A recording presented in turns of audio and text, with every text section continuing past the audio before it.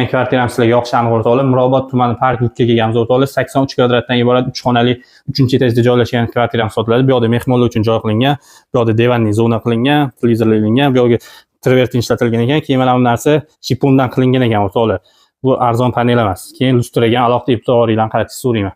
Bu yoqda oshxonamiz joylashgan, ajratib qo'yilgan, oynali eshik bilan mebel texnikalar yaxshisidan qilingan, kirib yashashga tayyor hamma narsa. Bu yoqda sekretli xolodilniklar qilingan. Sizlarga bitta ko'chadagi atmosferani ko'rsatmasam bo'lmaydi. Balkonlarga chiqqanda mana bu atmosfera nima deyapti o'rtoqlar? Bu yoqda ham balkon joylashgan, shu kvartiraga tegishli. Bu uglovoyda joylashgan, balkon yana davom etadi bu yog'i. Endi kirishdan tushuntiradigan bo'lsam, kirgan yerda chap qo'linglarda samozyot joylashgan, sekretli eshiklar qilingan, kirgan yerda o'ng qo'linglarda shkaf joylashgan. Va bu mehmonxonamiz, oshxonamiz boy ko'rsatib o'tdi. Keyin burchaklarni ham avalniy qilingan ekan o'rtoqlar. Bunga ancha mehnat ketgandir.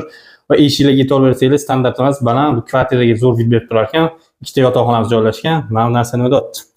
Bo'lgan travertin ishlatilgan. Hozir birinchi yotoqxonamizni ko'rsatib o'tamiz. Bu birinchi yotoqxonamiz o'rtoqlar. Tez obzor qilamiz, vaqtimiz yetmaydi. Mana bu 12 toshini vidini berib turar ekan o'rtoqlar. Bu yoqga ham qilingan ekan. Dizaynga va gap bo'lishi mumkin emas. Gardroplarni ham yaxshisini o'rnatishgan ekan. Bu ikkinchi yotoqxonamiz, o'zining ichida sanuzellar ham bor. Kondisionerlar ham o'rnatib ketilgan ekan. Uyimizda zo'r lokatsiyada joylashgan. Mebel texnikalarni ham yaxshisini qo'yilgan ekan. Pardalarni ham pultli qilib qo'yishgan ekan o'rtoqlar. Narxiga keladigan bo'lsa 265 ming so'rashyapti. Pastda egalarning nomerini qoldiramiz. Bemalol telefon bargasinglar bo'ladi.